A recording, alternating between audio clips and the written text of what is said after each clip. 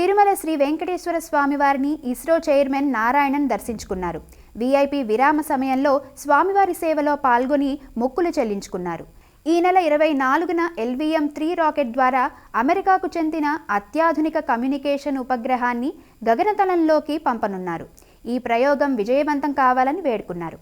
అమెరికాకు చెందిన అత్యాధునిక కమ్యూనికేషన్ ఉపగ్రహ నమూనాను శ్రీవారి పాదాల చెంత ఉంచి ప్రత్యేక పూజలు నిర్వహించారు.